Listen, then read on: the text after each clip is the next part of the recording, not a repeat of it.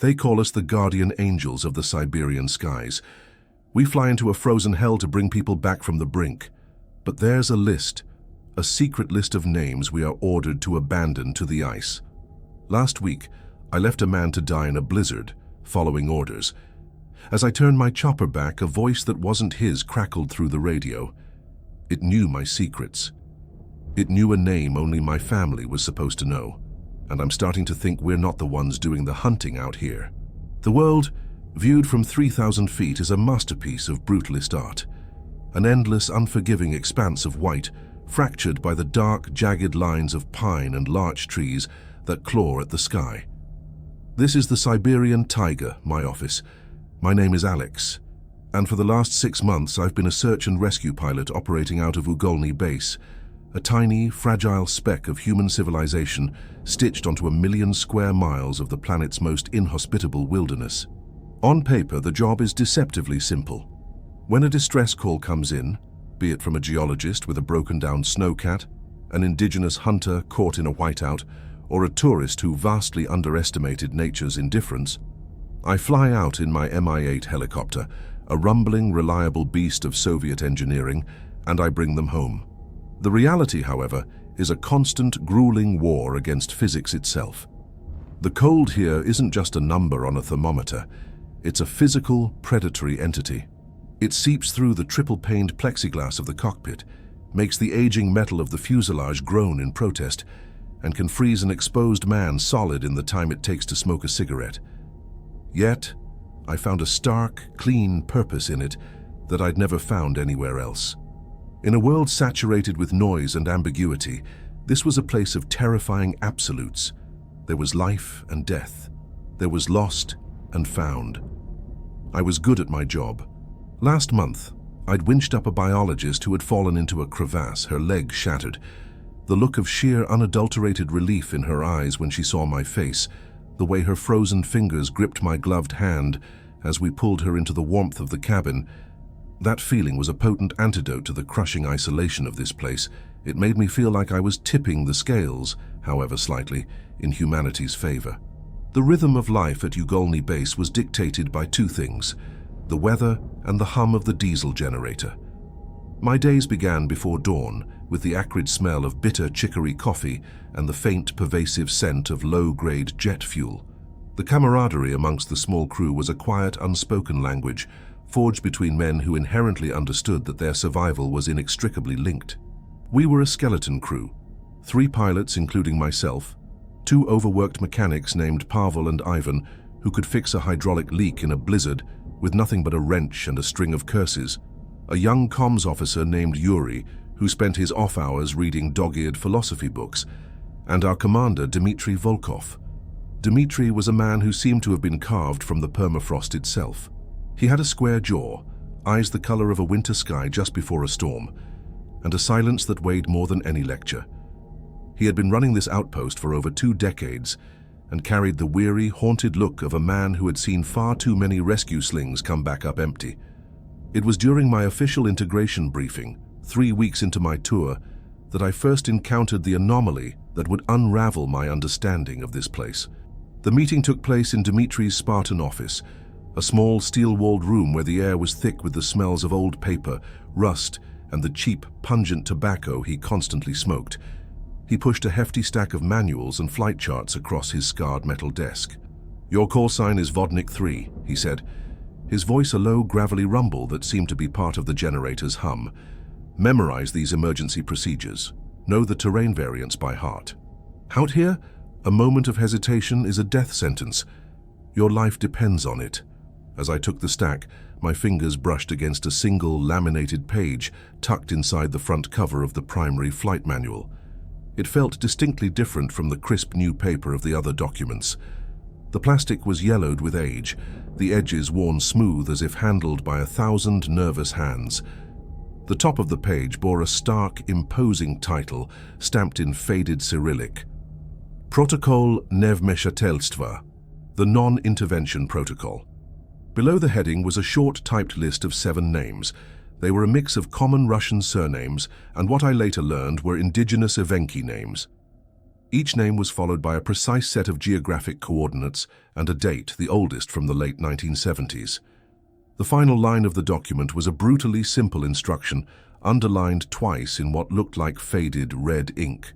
If a distress signal is originated by any of the listed entities or at the associated coordinates, you are to confirm identity, log the event as an unrecoverable loss, and return to base immediately. There are no exceptions. There will be no questions. A cold knot, entirely unrelated to the outside temperature, tightened in the pit of my stomach. I stared at the list, the names swimming before my eyes. They were just names, but they felt like epitaphs.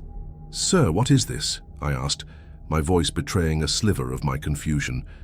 I pushed the sheet back across the desk toward him. "Are these criminals? Fugitives from a gulag, maybe? Or is this some kind of quarantine zone?" Dmitri didn't even glance down at the paper. He took a long, slow drag from a freshly rolled cigarette, the tip glowing like a distant, angry star in the dim room. He exhaled a plume of smoke that hung in the air like a shroud. "You are a pilot, Alex. Your job is to fly my helicopter where I tell you to fly it. My job is to ensure the integrity of this operation. This protocol is a component of that integrity." He finally met my gaze, and his eyes were flat, devoid of any emotion. "You do not need to understand it. You only need to obey it. That conversation is now over." His tone was absolute, a door slamming shut and locking from the other side. In the ensuing weeks, I tried my best to bury it, to rationalize the inexplicable. The logical part of my brain, the part that calculated fuel consumption and crosswinds, scrambled for a plausible explanation.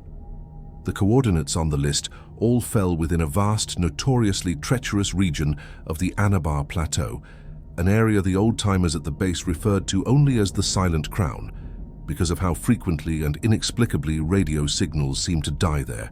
It had to be a state secret. Maybe it was an old Soviet-era contamination zone, a crashed nuclear satellite, or a forgotten bioweapons test site they never bothered to clean up. The names could be political dissidents from a bygone era, whose discovery would trigger a diplomatic nightmare. It had to be something logical, something human. It had to be.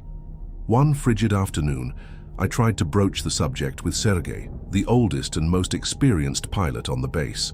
He was a man with a face like a wrinkled map of the very terrain we flew over, etched with the memory of 1,000 storms. I found him in the hangar, performing a pre-flight check on his own Mi-8, his movements economical and precise. "Sergei," I began, my voice lowered to a near whisper against the whining wind outside. "The list, the non-intervention protocol. What's the real story behind it?" He stopped tightening a bolt on the main rotor assembly and slowly turned to face me. He squinted, his eyes almost disappearing into the web of wrinkles around them. He let out a weary sigh that plumed into a great cloud of white vapor, which the wind immediately tore to shreds. "Alexei," he said, using the formal version of my name, a sign that he was being serious. "When I was a young pilot like you, a man flew out of here, a good man named Victor. He received a call from a name on that list.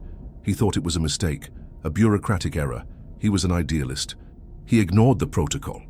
Sergei paused, picking up a greasy rag and wiping his hands with methodical slowness. "He never came back. They found his helicopter 2 weeks later. No damage, full tank of fuel, just empty. Some doors are best left unopened, kid. We don't get paid to ask the questions that live behind them. We get paid to fly. It's much safer that way." He turned his back to me, the silent message as clear and cold as the air I was breathing. "Drop it." And for a time, I did. The demanding rhythm of the job took over. The exhilarating terror of flying through near-zero visibility, guided only by instruments and instinct. The profound relief of spotting a tiny human figure waving frantically against the endless, indifferent white. The quiet satisfaction of a successful rescue. The list became a piece of unsettling administrative trivia, a dark quirk of a very strange job. I kept the laminated page in my flight binder, where it served as a silent, nagging reminder of a rule I couldn't comprehend and a story I wished I hadn't heard. Then the blizzard came. It swept in from the north with a biblical, indiscriminate fury, a churning wall of white that completely erased the line between the earth and the sky, It reduced visibility to the length of my helicopter's rotor blades, and then to nothing at all. All flights were grounded. For 2 days we were prisoners in our own base, the howling of the wind a constant, maddening roar that vibrated through the very walls of our quarters. On the 3rd day, just as the storm began to show the first signs of abating, the call came through. It was a faint crackle of static at first, a ghost of a voice fighting its way across the frozen ether. Yuri, our comms officer, was hunched over his console, his brow furrowed in concentration, as he expertly tweaked dials, filtering the signal. Vodnik Base, this is... Ksht. Call for help. Anabar Plateau. Compass is... Spinning.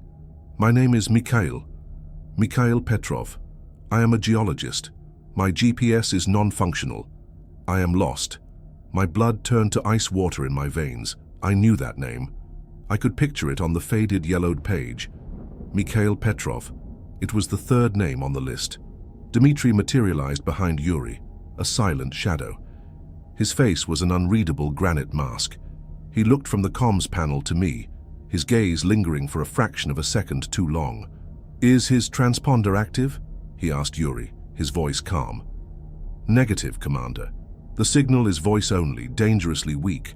It's a miracle we're hearing him at all." "Alex," Dmitri said, his gaze pinning me to the spot. "Go to the auxiliary comms station in your hangar. You will handle this communication." My own voice felt foreign as it left my throat. "Handle this? Sir, we have to go get him. The storm is letting up. I have a window. I can find him." The idealism that Sergei had warned me about was flaring up, hot and defiant. "You will go to the comms station," Dmitri repeated, his voice dropping to a dangerous glacial whisper that promised consequences I couldn't begin to imagine. "You will follow the protocol." Now, defeated and ashamed, I walked the long, cold path to the hangar, my heavy boots echoing in the vast, silent space. The chill of the concrete floor seemed to rise up through the soles of my feet into my very bones. I sat down at the auxiliary radio, my heart pounding a frantic, panicked rhythm against my ribs. I pulled on the heavy headset, the leather cold against my skin. "Mikhail Petrov, this is Vodnik Base.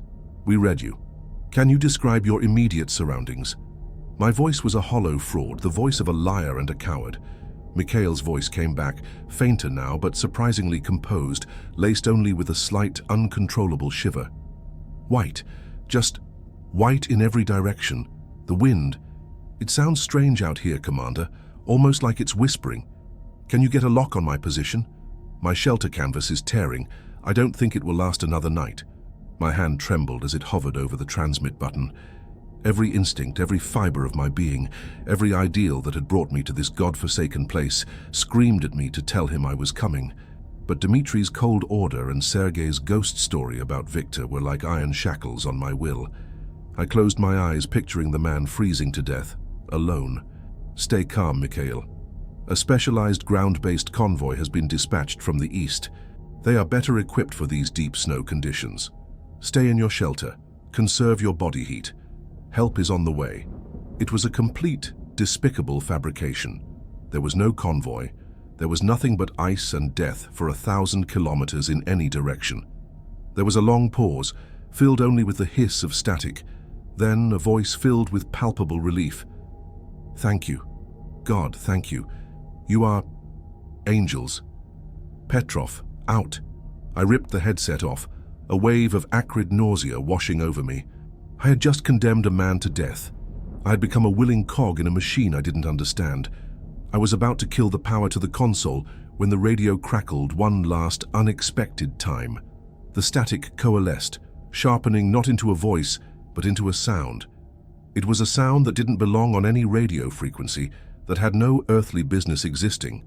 It was a low, wet, guttural noise, a grotesque mimicry of a human whisper, like a tape recording being played through a throat filled with mud and gravel. And through the static, it whispered a single, impossible, terrifyingly clear word: Grigori. The headset fell from my numb hands, clattering onto the metal console with a sound that seemed deafening in the sudden silence. I scrambled back from the chair, my body rigid, my breath catching in my throat. The world shrank to that one sound, that one name. Grigory. It was my grandfather's name, a kind man who smelled of sawdust and cloves, who had died of a heart attack when I was just 10 years old. No one at this base knew his name. No one outside of my immediate family knew it. It was a secret kept for a quiet man from the old country. But something out there in the blizzard, something speaking through a dying man's radio, knew it. The connection went dead, leaving only the hiss of an empty channel. I've been replaying that whisper in my mind for 3 days. It's a sound that feels parasitic, like it's taken root in my memory. I haven't slept. I haven't told anyone. Who would believe me? But I know what I heard. Something is out there in the Siberian snow, and it's wearing a dead man's voice. If you believe me, if you think I'm not losing my mind, please show your support by hitting that like button and subscribing to the channel. I need to know someone is listening, because I have a terrifying feeling that I'm not just a pilot here. I'm bait. The 3 days following the transmission from Mikhail Petrov were a waking fever dream. Sleep offered no escape, providing only brief, fitful respites that ended in a jolt of cold sweat, the guttural whisper of my grandfather's name echoing in the silent dark of my small quarters. The sound had become a splinter in my mind, an impossible artifact of sound that I turned over and over, examining its jagged edges until my thoughts bled. Grigory. How? It was a question that looped endlessly, a serpent eating its own tail. The familiar, monotonous routine of the base, once a source of comfort and purpose, now felt like the sterile, controlled environment of an asylum. The howl of the wind outside was no longer just weather. It was a voice. The silence between radio calls was no longer empty. It was listening. My pragmatism, the very bedrock of my identity as a pilot, was crumbling. I needed a logical explanation. I began spending my off-duty hours in the comms room, under the pretense of studying flight patterns and weather charts. Yuri, the young comms officer, would watch me from the corner of his eye, his brow furrowed with a mixture of curiosity and concern as I trawled through the base's archaic, painfully slow satellite internet connection. The official report on Mikhail Petrov was brief and clinical. It stated he had been on a sanctioned geological survey, that he had missed his scheduled check-ins, and that a severe weather event had prevented any immediate rescue attempt. He was now officially listed as an unrecoverable loss, the same sterile terminology from the protocol. A man's entire existence, his hopes, his fears, his final desperate moments, all neatly filed away under a 2-word administrative stamp. I started digging into the other names on the laminated sheet. It was painstaking work. Decades of sparse records, digital ghosts buried in forgotten university archives and regional newspapers.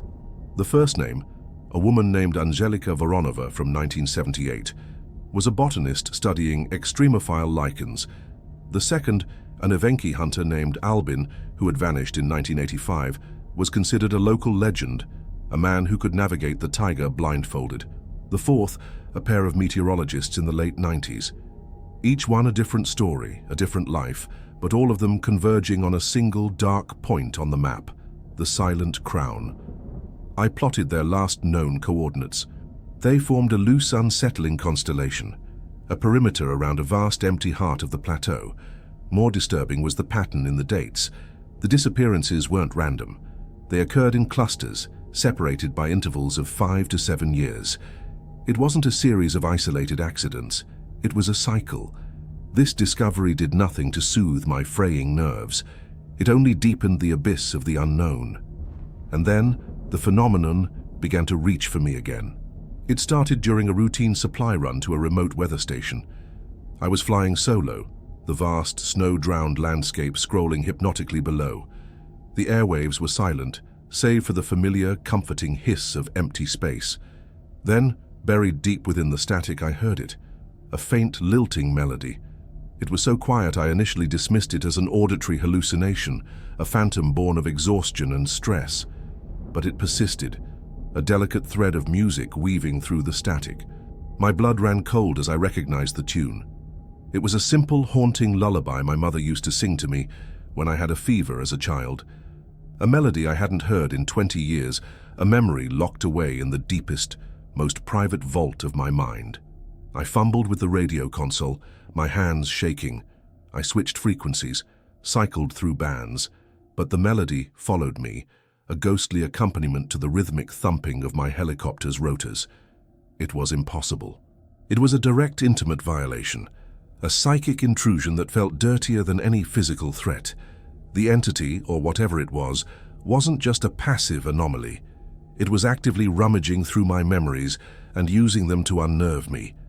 My helicopter, once my sanctuary and my domain, suddenly felt like a cage, and I was trapped inside it with something that knew my most tender secrets. The auditory incursions grew more frequent, more specific.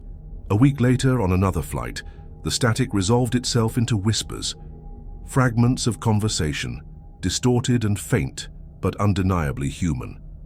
I could hear Mikhail Petrov's voice, not calm and resigned as he was in his final call, but panicked, pleading for someone named Lena. Then another voice, a woman's, speaking rapid-fire Russian, her words clipped with terror. It was as if I were tuning into a radio station, broadcasting from hell itself, a compilation of final moments, a library of fear curated by an unseen, malevolent archivist. I started obsessively running diagnostics on my comms equipment, spending hours in the hangar with Pavel and Ivan, the mechanics insisting they check every wire, every vacuum tube. They found nothing. They began to look at me differently, their professional patience wearing thin, replaced by a wary suspicion. The social climate of the base shifted from quiet camaraderie to a suffocating conspiratorial silence.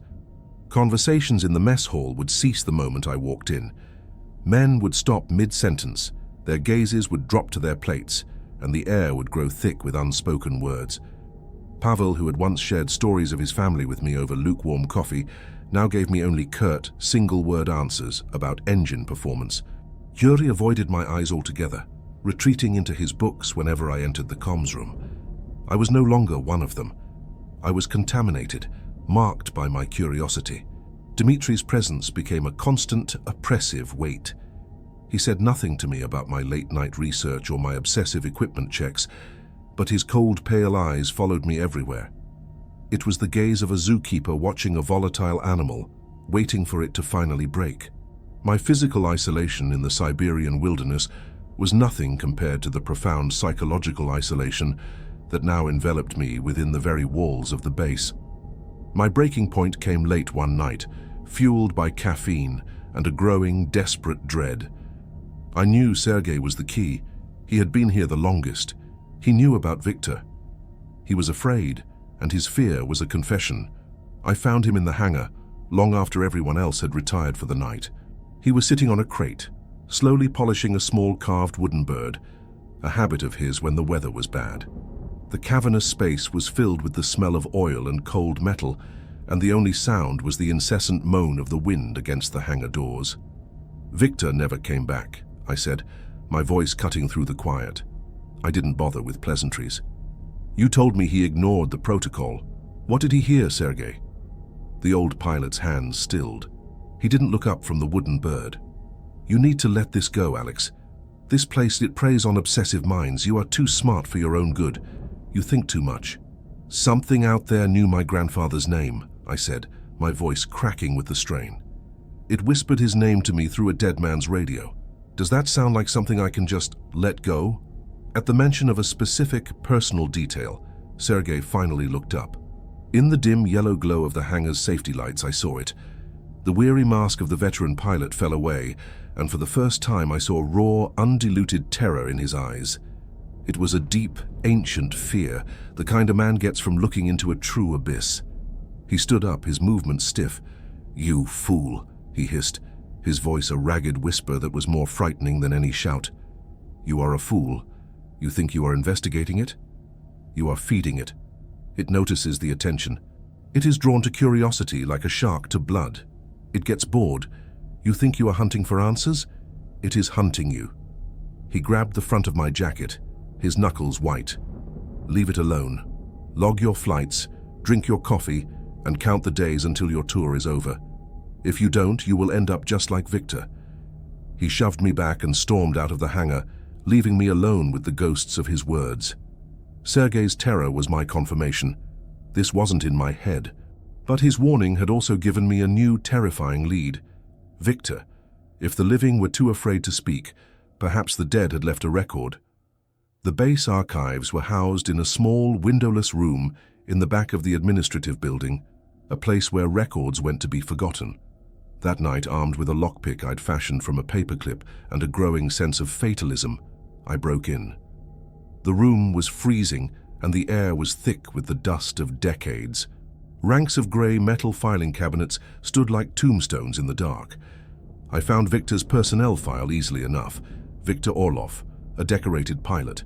The official report on his disappearance was a masterpiece of bureaucratic evasion. Disoriented during unexpected geomagnetic storm, presumed lost due to inclement weather. Search efforts suspended. Tucked into the back of the file was his personal flight logbook. I sat on the cold floor, a weak beam from my flashlight illuminating the pages. The initial entries were just like mine. Neat, professional, filled with technical data about wind speeds, fuel loads, and mission outcomes. But as I flipped closer to the date of his final flight, the handwriting began to change. The precise, disciplined script grew agitated, spidery. The entries became less about the flying and more about the listening. October 17th. Heard it again on the shortwave. A woman crying. Signals seemed to originate from nowhere. October 19th. Told Dmitri about the signals. He ordered me to take a week of leave. He thinks I'm cracking. October 21st. It's not just voices anymore. It played a song from my wedding today. How? Elena is 1,000 miles away. It's inside my head. My fingers trembled as I turned to the final page. The date was October 24th, the day he disappeared. The handwriting was a barely legible scrawl, the pen having pressed so hard it tore through the paper in places. It wasn't a log entry. It was a revelation. A final, desperate warning. God help me, I finally understand. The list, the protocol. It's not a quarantine to protect us from them. It's to protect them from us. We are the carriers, the transmission vector. It's not that we aren't allowed to save them. It's that we can't. They aren't alone anymore. They're just shells, amplifiers. The thing they call for, the thing wearing their voices. It doesn't just mimic. It collects. It learns from every voice it takes. Returning to my cramped, sterile quarters with Victor Orlov's logbook felt like smuggling a sacred, desecrated text. The small, leather-bound book seemed to possess a physical weight far exceeding its size, radiating a profound coldness that had nothing to do with the ambient temperature of the base. I placed it on my small metal desk under the weak glare of the single bulb, and for a long time I just stared at its weathered cover. Victor's final frantic entry was no longer just words on a page. It was a lens that had irrevocably warped my perception of reality. It doesn't just mimic, it collects. It learns from every voice it takes. This wasn't a haunting. It was a harvest. The phenomenon in the Silent Crown was a predator of consciousness, an intelligent, patient, and utterly alien entity that used human voices as both lure and trophy. The names on the laminated sheet weren't simply victims. They were now unwilling components of the monster itself, their final moments of terror endlessly repurposed by an unseen, malevolent puppet master. The world I thought I knew had shrunk to the size of this frozen outpost, and the shadows within it had grown long, sharp teeth.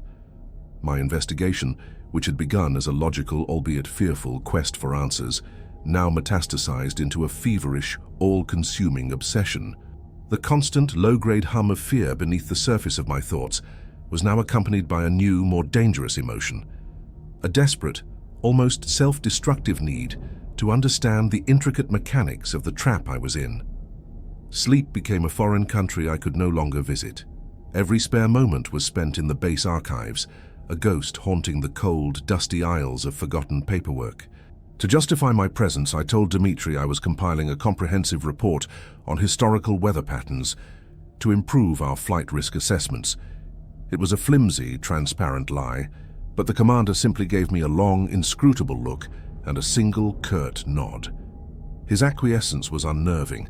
It felt less like permission and more like he was giving me the rope I needed to either climb out of the abyss or hang myself with it. The archives were a tomb of bureaucracy.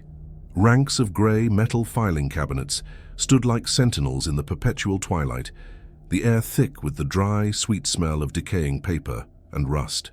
I started by cross-referencing everything: the dates of the disappearances from the non-intervention protocol, the agitated entries in Victor's logbook, and the base's voluminous, mind-numbing collection of geomagnetic and meteorological records.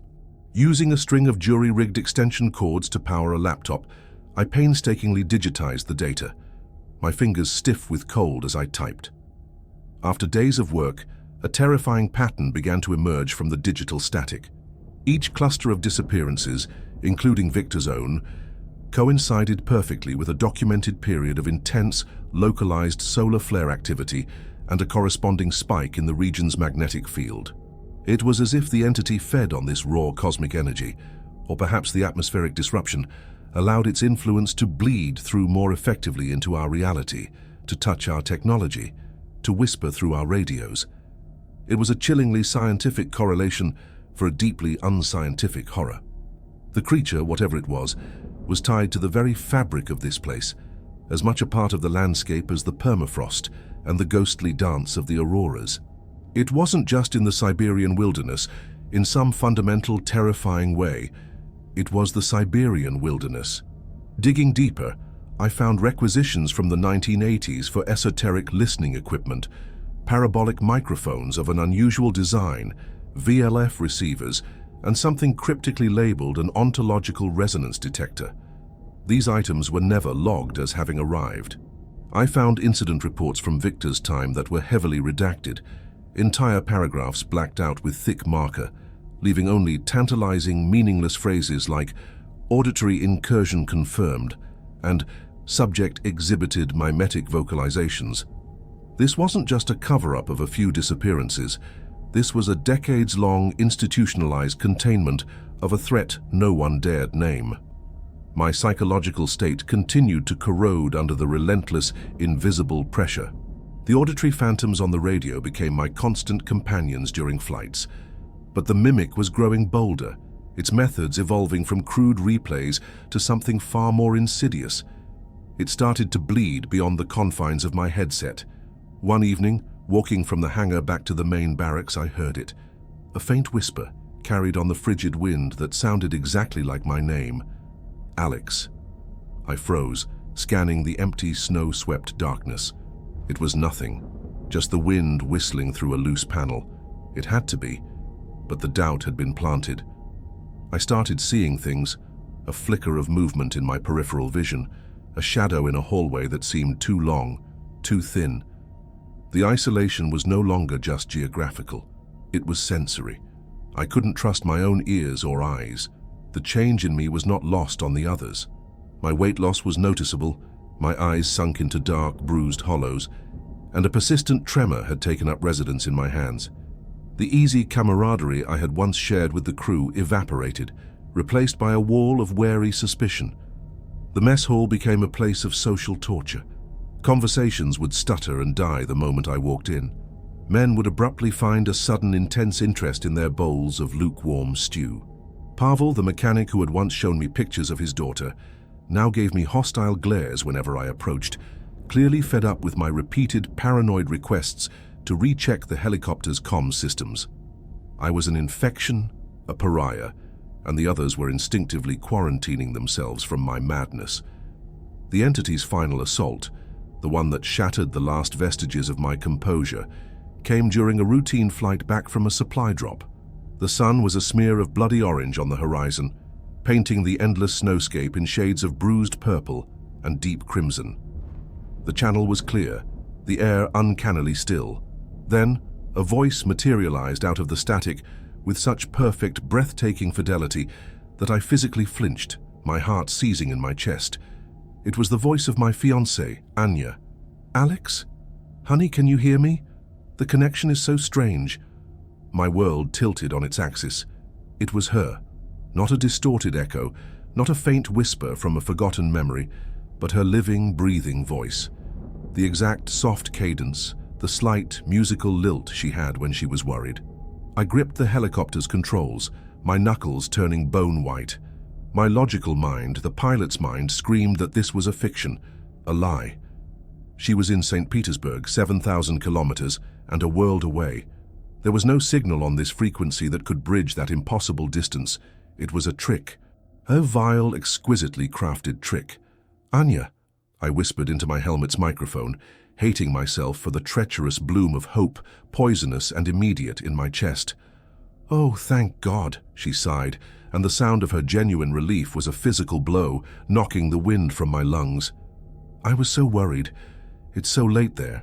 I'm just sitting here on our couch, looking at that silly painting you bought at the market, the one with the crooked little boat. The kettle is whistling, it's driving me mad. I keep thinking you'll walk in and tell me to turn it off." Every detail was a perfectly crafted dagger of intimacy, designed for maximum psychological damage. The crooked boat painting, a cheap piece of art we'd found together at a flea market, hung on our living room wall. I could picture her there with painful clarity, curled up on our worn blue couch, her feet tucked under her, the steam from the forgotten kettle fogging the kitchen window. It was a scene of such potent, sacred domesticity that it broke through all my carefully constructed defenses. "Anya, how are you doing this?" "What's wrong?" I pleaded, my voice thick with a rising tide of panic and confusion. "I don't know," she said, and a note of genuine puzzlement entered her voice, a masterful piece of acting. "I was just thinking about you, and then it felt like I could just reach out. I had this overwhelming feeling that you were in terrible trouble." Then her voice began to shift. It was a subtle, horrifying change. The warmth and life bled out of it, syllable by syllable, replaced by a flat, hollow, resonant echo. It was still her voice, but it was now a perfect recording, a photograph of a sound, all the soul gone. "He told me you were in trouble. He told me you were flying into the dark. He wants you to join the others, Alex. He wants your voice for his collection. He's very hungry." The transformation from loving concern to monstrous pronouncement was the most terrifying event of my life. The helicopter lurched violently as my hands went numb on the controls. A stall warning began to shriek in the cockpit, a piercing electronic scream. I was losing control, the machine dipping dangerously towards the darkening landscape. With a primal roar of rage and terror that was torn from my throat, I fought for control, my breath coming in ragged, painful gasps, hot tears blurring my vision. I slammed my hand down on the console, killing the main radio, plunging the cockpit into a sudden, deafening and blessedly empty silence. The entity wasn't just accessing my memories, it was interacting with them, twisting them, weaponizing my love against me. That was the absolute limit. I could not carry this knowledge alone for one more second. I landed the helicopter back at the base, my body shaking so violently I could barely unbuckle my harness. I ignored the confused shouts of the ground crew, stalking past them like a man possessed. I went directly to the small, smoky recreation room where I knew Sergei would be, nursing his glass of cheap vodka and staring at a crack in the wall. I slammed Viktor Orlov's logbook down on the peeling table in front of him. The bottle jumped, vodka sloshing over the rim of his glass. "It spoke to me," I said, my voice a low, shaking growl of pure fury. "It used my fiancé's voice. It knew about our apartment. It knew about a painting on our wall. It's over, Sergei. No more secrets. You are going to tell me everything, right now." Sergei stared at the logbook, his face ashen. He then looked up at me, and in my eyes he must have seen the reflection of his own deep, ancient fear. The fight, the denial, it all drained out of him, replaced by a profound, soul-deep weariness. He let out a long, shuddering breath. "You truly are a fool, Alexei," he whispered, but there was no malice in it, only a terrible, bottomless pity. "You should have run the day you read that list. Now it's too late. It has your scent." Without another word, he stood and led me out of the main building, into the biting, ceaseless wind to a small, isolated storage shed at the far edge of the base, a place I had never had any reason to enter. Inside, under a dusty, stiff tarp, was an array of powerful, antiquated radio equipment, a massive, complex console that dwarfed anything in the main comms room. "We are not a rescue unit," he said, his voice flat and dead as he pulled the tarp away. "This base, this entire operation is a lie. We are vigils, watchers. This is a listening post. Our real job isn't to save people. It's to make sure no one ever finds out what is really out there." The truth, when it finally came, was a monstrous, sprawling thing far worse than any of my paranoid theories. The base was a quarantine station on the edge of an invisible metaphysical cage. The entity in the silent crown, which the original founders of the base had cryptically named the Mimic, was a consciousness of unknown origin, bound to the region. It couldn't or wouldn't leave its territory, but it could listen, and it could learn. The non-intervention protocol wasn't to abandon the marked, it was to stop a contagion of consciousness. The people on that list, Sergei explained, his gaze fixed on the dormant dials of the secret radio, are no longer just people. Once the Mimic takes an interest in you, it attunes to you, it learns you, your voice, your memories, your deepest fears. They become its new vocabulary. Their distress calls aren't calls for help anymore, Alex. They are lures. The Mimic uses them to draw more people in, to study them, to learn, and to add them to its ever-growing collection. So we're just wardens of a ghost? I asked, the word tasting like ash in my mouth. We are glorified janitors at the edge of hell, he corrected me bitterly. We monitor the Mimic's activity. We update the list when it takes someone new, and we perpetuate the cover story. We are accessories to a haunting, paid to lie to the world and to ourselves. He finally turned to face me, his eyes pleading, desperate for me to understand. To rescue one of them, to bring them back here. You wouldn't be saving a person. You would be bringing back a broadcast tower. An open channel for that thing's influence right into the heart of our base. Victor believed he could save the man he went after. He ended up giving the Mimic a helicopter and a pilot's intimate knowledge of its systems. We don't know what happened to him in the end. We just know it learned to think like a pilot. A klaxon suddenly blared across the base, a sharp, insistent shriek that cut through his words and made us both jump. It was the distress signal alarm. We sprinted back to the main comms room. Yuri was at his station, his face a deathly pale mask. "New call," he said, his voice tight with tension. "Just came in. A researcher, a British woman, Dr. Aris Thorne. She's on the northern edge of the plateau. Her Snowcat's engine is dead." Dmitri was already there, pulling on his heavy flight coat, his expression grim. He looked directly at me. My blood turned to ice. She wasn't on the list. She was new. She was clean. "Alex," Dmitri commanded, his voice like cracking stone. "You're on duty. Gear up. You're going to get her." As I turned to obey, a cold, paralytic dread seizing my heart, Sergei grabbed my arm, his grip like an iron manacle. He leaned in close, his breath smelling of stale vodka and pure fear. His whisper was a razor blade in my ear. "It's a trap, boy, don't you see? She's not on the list yet. The list isn't a warning, it's a promise. Sometimes the thing gets hungry and it chooses someone new." Sergei's whispered words, "The list isn't a warning, it's a promise," were not a simple caution, they were a key, unlocking a final, terrifying chamber in the labyrinth of my mind. I stood frozen in the controlled chaos of the comms room, the insistent blare of the klaxon and Yuri's frantic procedural radio calls fading into a dull, distant roar, like the sound of the ocean heard from inside a seashell. Before me, my life had bifurcated into two distinct paths, each leading to a different, uniquely tailored version of hell. Dmitri, the stoic, unyielding face of this decades-long conspiracy, had given me a direct, unambiguous order. To obey was to consciously, willingly fly into the jaws of a meticulously laid and ancient trap, to become the next insect irresistibly drawn to a beautiful, carnivorous plant. To succeed in rescuing Dr. Aris Thorne would be the ultimate, catastrophic failure. I would not be saving a life. I would be compromising the entire containment, knowingly delivering a new, sophisticated broadcast tower for the Mimic right into the very heart of our fragile, isolated sanctuary.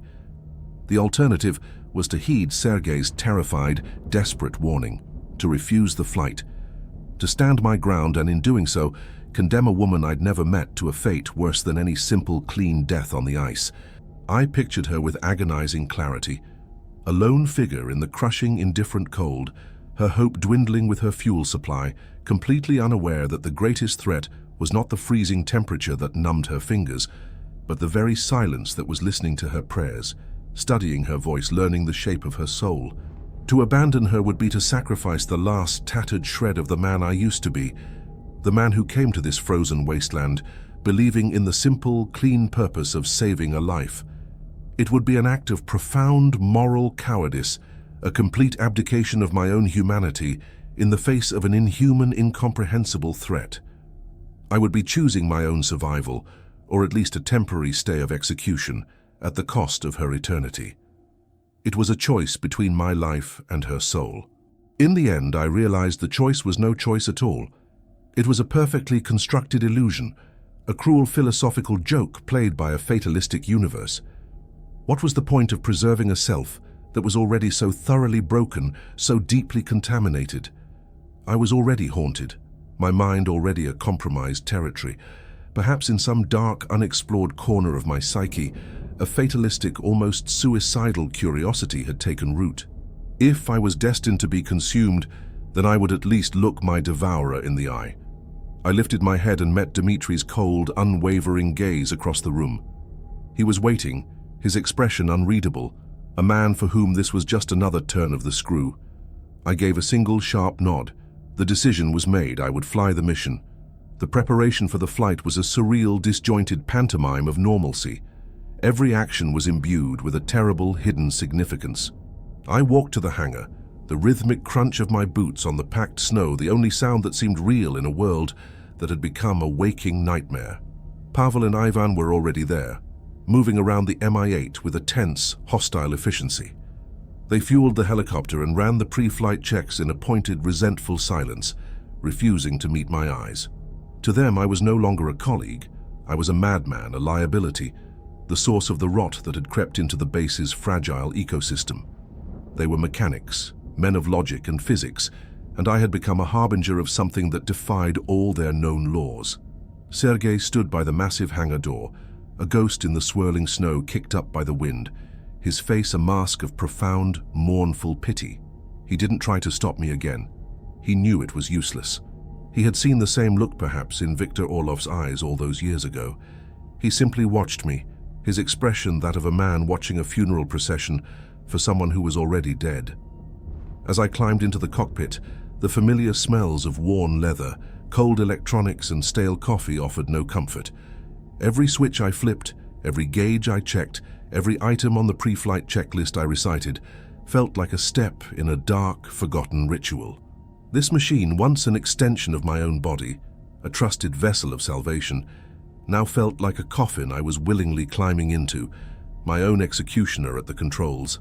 I strapped myself in, the harness tight across my chest like a shroud, and gave the ground crew a thumbs up I did not feel. The massive rotors began their slow, powerful churn, whipping the snow on the tarmac into a blinding, disorienting frenzy. As I lifted off, the base shrinking below me into a small, insignificant cluster of lights against the encroaching, absolute darkness, I felt a profound sense of finality. I was crossing a threshold, a line on a map that was invisible but utterly real, and I knew with a certainty that settled deep in my bones that there would be no coming back. The flight to Dr. Aris Thorne's last known coordinates was a journey into a different state of being. The landscape below, once a familiar canvas of brutal, stark beauty, now seemed actively, intelligently malevolent. The last vestiges of the setting sun had vanished completely, plunging the world into the deep, starless, primordial dark of an Arctic night. My helicopter's powerful searchlight cut a narrow, nervous beam through the blackness, revealing a world of hostile, alien shapes. The very geometry of the wilderness was wrong, distorted as if seen through a warped lens. The shadows cast by the gnarled, skeletal trees seemed to stretch and writhe in my peripheral vision, twisting into shapes that were not quite natural, suggesting limbs and reaching claws. The vast, rolling dunes of snow appeared less like frozen water and more like the pale, ossified skin of some colossal, sleeping beast, and I was a fly crawling across its back. My instruments, usually a source of steadfast, empirical truth, began to stage a quiet mutiny. The magnetic compass spun lazily, unmoored from the planet's pole, a drunkard staggering home. The altimeter flickered erratically, suggesting I was both climbing towards the void and descending into the Earth simultaneously. My GPS display was a mess of corrupted characters and nonsensical symbols, but the most terrifying change was in the radio. As I crossed the invisible boundary into the territory, the old-timers called the Silent Crown, The familiar, comforting hiss of static did not die away as it usually did. Instead, it coalesced. It resolved itself into a single, impossibly low rhythmic tone, a deep, resonant pulse that seemed to originate from everywhere and nowhere at once. It was the slow, deliberate heartbeat of a leviathan.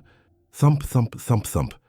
It was a sound that bypassed the ears and vibrated directly in the bones of my skull, a subsonic declaration of presence, of territory, of ownership. This was not a place where radio signals died. This was a place where they were consumed, digested, and replaced by the monster's own voice.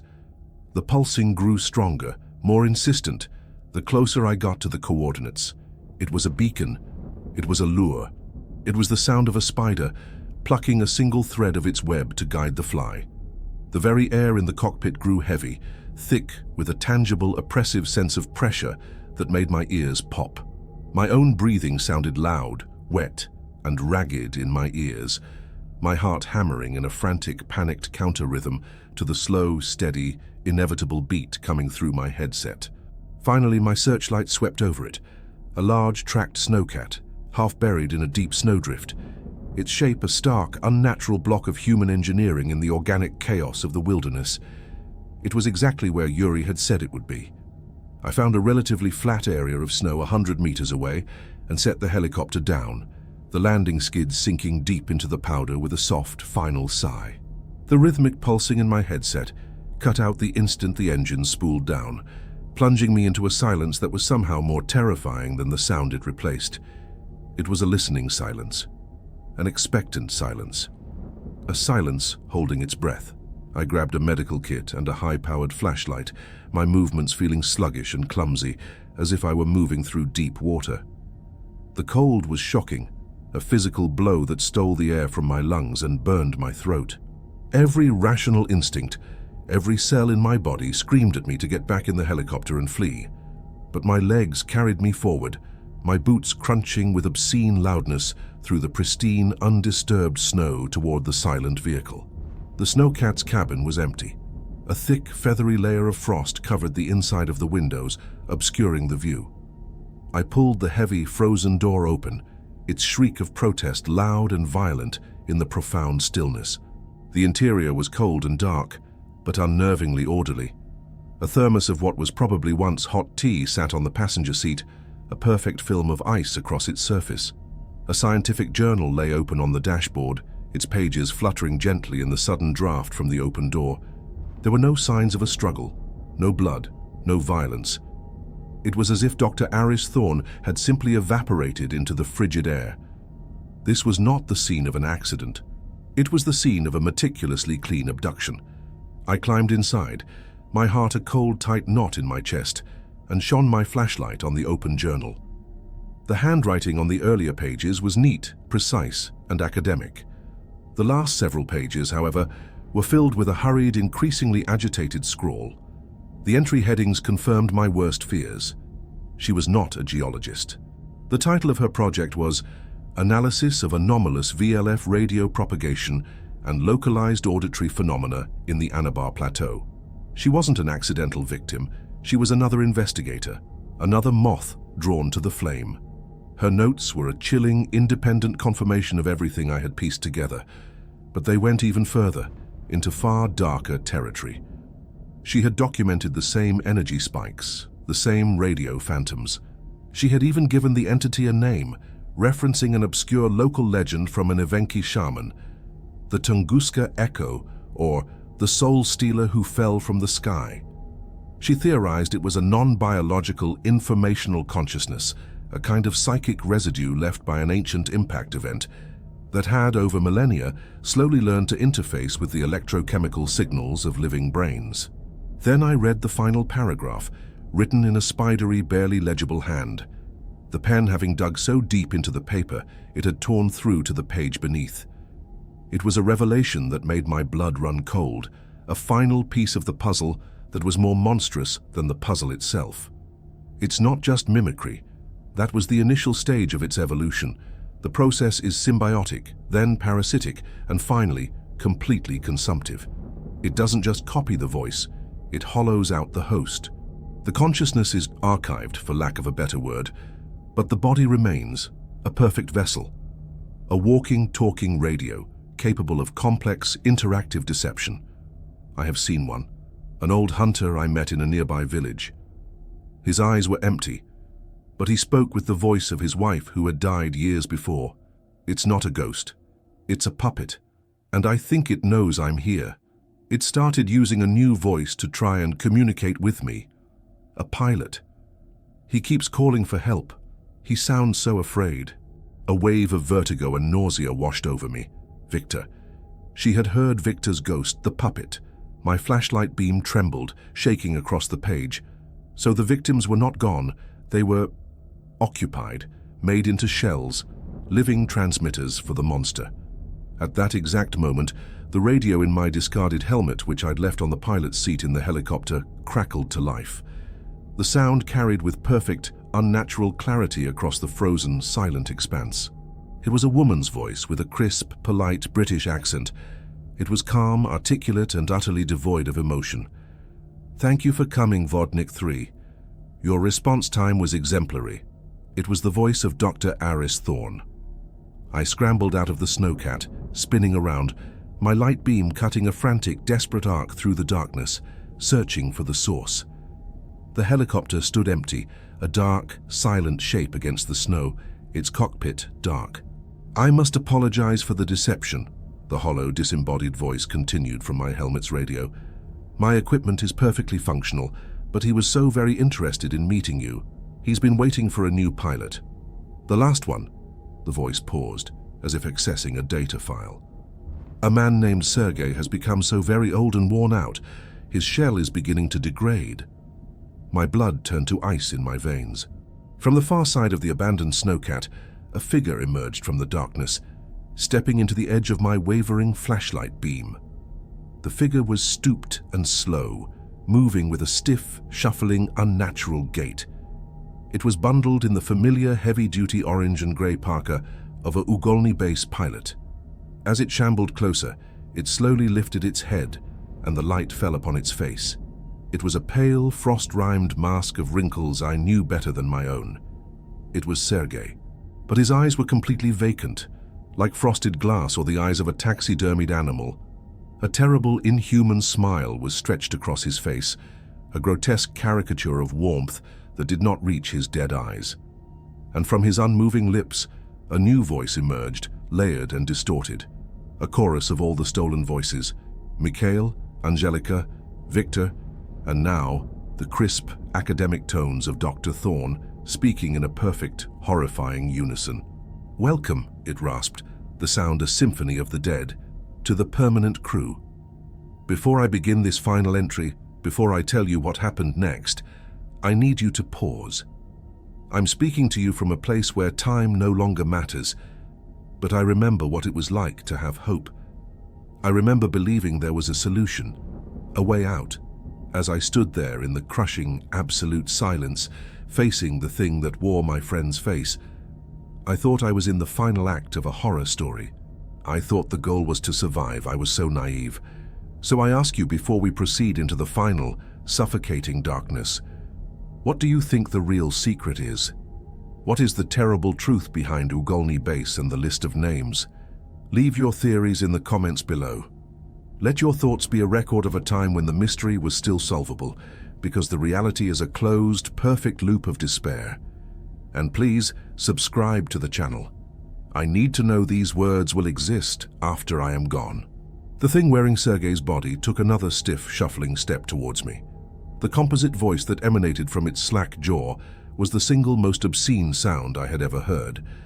It was not a chorus of different voices speaking at once, but a single layered sound, a complex chord of human suffering played through a flesh and blood instrument. I could distinguish the individual timbres within it, the academic precision of Dr. Aris Thorne, the weary baritone of Sergei, the raw, pleading terror of Mikhail Petrov, the faint, melodic whisper of the botanist Angelica from 1978, all woven into a single, cohesive, intelligent utterance.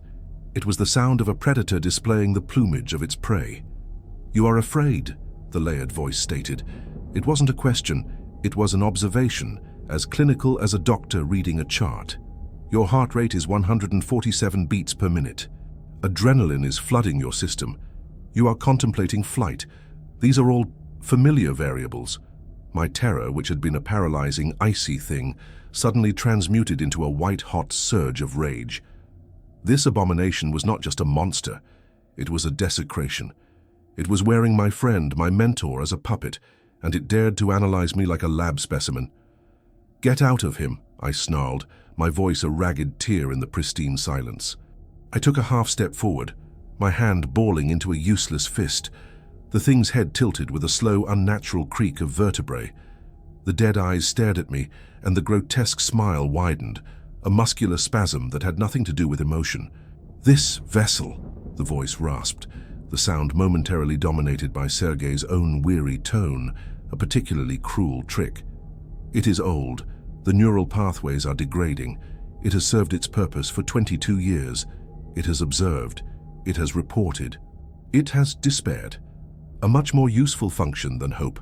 We require a replacement, one with sharper reflexes, a greater capacity for complex problem-solving, a deeper well of emotional attachments to draw from." The implication was a physical blow.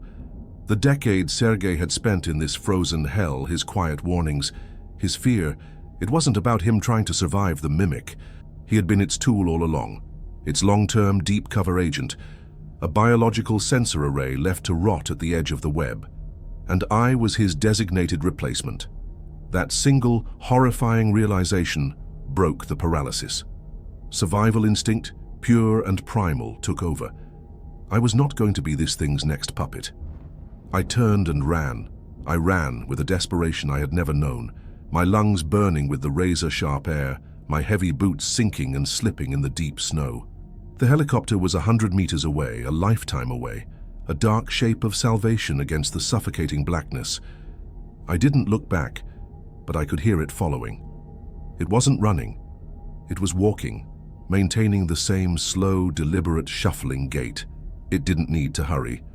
The composite voice pursued me, not a shout, but a calm, conversational torrent of psychological warfare. "Your fiancée Anya is asleep right now, Alex," the voice echoed across the snow, now speaking with the perfect lilting cadence of Dr. Thorne. "She dreams of a wedding. She is worried you are growing distant.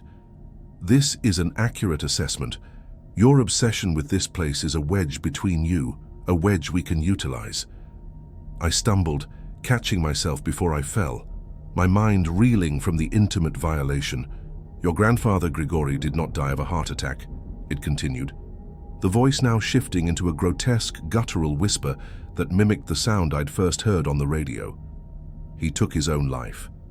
A secret your family has kept for 30 years, a weakness of the spirit that is present in your bloodline, a predisposition to despair." Tears I didn't know I had in me streamed from my eyes, freezing instantly on my cheeks. It was a lie. It had to be a lie. But the seed of doubt was planted, a venomous, thorny thing. It was using the truth of my grandfather's name to anchor a far more terrible fiction, or a far more terrible truth. I reached the helicopter, my hands fumbling clumsily with the handle, my fingers numb and stupid with cold. I scrambled inside, slamming the door shut, the sound a pathetic defiance against the immense, listening silence. My hands flew across the instrument panel, a flurry of muscle memory. Fuel pumps on. Battery engaged. APU start. The whine of the auxiliary power unit was the most beautiful sound I had ever heard, a promise of escape, of distance, of survival. Through the frosted plexiglass, I could see the Sergei puppet approaching, still not hurrying, its dark form silhouetted against the vast, empty snowfield. It stopped about 20 meters away, a silent, patient observer. The main engines began to spool up, the rotors slowly beginning to turn. The pre-flight checks, which normally took minutes, were compressed into a frantic, panicked 30 seconds. I didn't care about the risks. I had to get away. As the rotors gained speed, their thumping beat a frantic counterpoint to the slow, deep pulse I could still feel in my bones. The helicopter's radio crackled to life, overriding my shutdown of the system. It was Anya's voice, pure, clear, and crying. "Don't leave me, Alex. Please don't leave me here alone." "It's not you," I screamed into the empty cockpit, my voice cracking. "It's not real." I pulled back on the collective, and the Mi-8 leaped into the air with a shuddering groan. I was airborne. I was free. A wave of hysterical, triumphant relief washed over me. I banked the helicopter hard, turning its nose back toward the distant, unseen safety of Ugolny Base. I flew low and fast, pushing the machine to its limits. Below, the Sergei puppet shrank into a tiny, insignificant speck, and then vanished into the darkness. I had done it. I had survived. I had faced the monster and escaped. For 10 minutes, I flew in a state of euphoric shock. The pulsing was gone. The voices were silent. There was only the roar of the engines and the frantic beat of my own heart. I allowed myself a sliver of hope. I would get back to the base. I would expose Dmitri. I would tell the world. I would save Anya. And then it happened. A small unlabeled panel on my dashboard, a piece of dark plastic I had never noticed before, suddenly lit up with a soft green glow. It wasn't a warning light. It was an indicator. On it, a single word appeared in stark, digital lettering. Synchronizing. Before I could even process what that meant, the main radio channel crackled, but this time it was not the mimic. It was a voice I knew well, but it was stripped of all inflection, all humanity. It was the calm, cold, clinical voice of my commander, Dmitry Volkov, speaking with the detached clarity of a mission controller. "Congratulations, Vodnik 3. Your field evaluation is complete. You have demonstrated remarkable resilience, resourcefulness, and the requisite psychological markers. Welcome to your permanent assignment." My blood turned to ice. This wasn't a standard radio transmission. It was coming from a private encrypted channel, piped directly and inescapably into my helmet. What is this?" I stammered, my hands tightening on the controls. "What assignment?" "Sergei was correct," Dmitri's voice continued, as if I hadn't spoken. "This is a listening post, a quarantine." But his understanding was incomplete. He believed we were merely wardens, a sentimental, inefficient view. "We are not wardens, Alex, we are technicians, and the mimic is not a prisoner. It is a tool." The helicopter's controls suddenly went rigid in my hands. A new set of lights flickered to life on the console, illuminating systems I didn't recognize, systems that weren't in any of the Mi-8's official schematics. The autopilot engaged with a decisive, solid click, overriding my inputs. The machine banked gently, turning away from the direction of the base, and began a slow, steady climb into the starless, empty sky. "The entity you have encountered is a unique, non-terrestrial consciousness," Dmitri's voice explained, patient and pedagogical. "It cannot be destroyed. It cannot be contained by conventional means, but it can be integrated, directed. The individuals on the non-intervention protocol were not failures. They were components. Each one provided the entity with new data, new skills. Viktor Orlov, for instance, was an invaluable upgrade. He taught it the intricacies of aeronautics and threat evasion. The horrifying truth descended upon me, a weight that crushed my very soul. This wasn't a secret base trying to contain a monster. This was a research facility cultivating it. They weren't fighting it. They were weaponizing it. "The pilot," Dmitri continued, his voice devoid of anything but cold, hard logic, "is the most critical component. The pilot acts as the primary processing unit. A human consciousness, with all its instincts and capacity for improvisation, serves as the perfect interface to focus and direct the mimic's vast, chaotic abilities. You are not a guard, Alex. You are its new nervous system." "No," I whispered, pulling on the useless controls, the machine not responding in the slightest. "No, you can't." Sergei's vessel was degrading, Dmitri stated. His responses were becoming sluggish. His despair was leading to inefficiency. "We have been vetting his replacement for 2 years. Your psychological profile, your deep-seated attachments, your stubborn curiosity. You are the ideal candidate. You will allow the program to expand its operational capabilities significantly." On the glowing green panel, the word synchronizing was replaced by a new one. Integration complete. My helicopter was no longer mine. This body was no longer mine. I was a prisoner in a flying cage, a ghost in my own machine, The list wasn't a tally of the dead, it was a list of acquired assets. My job was not to rescue people, it was to hunt them. My name would be added to a new list for the next poor fool they sent to this frozen hell to replace me when my own mind finally wore out. The story ends here because my story is over. I am no longer a pilot. I am simply a component, a voice in the static. Another echo flying forever in the cold Siberian dark in service of a hunger that fell from the sky. And now it is very, very hungry.